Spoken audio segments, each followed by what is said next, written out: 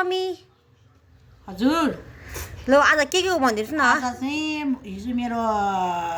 मनेका भोटिनी आएको गाउँबाट अनि यो हाम्रै गाउँको लोकल मिबाउ हो यो सुस्नु यो मकैको ढेँडो यो खुर्चनी डल्ले खुर्चनी आज चाहिँ एकदम सुस्नु र भात एकदम मिठो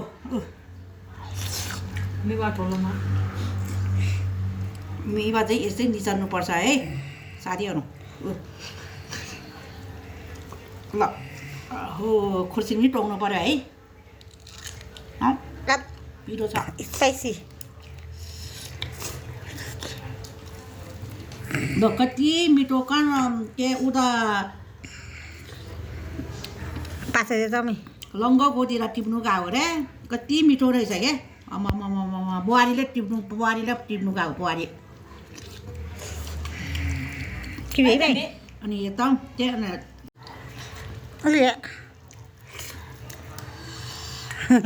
ल है टिटा साथीहरू सबैले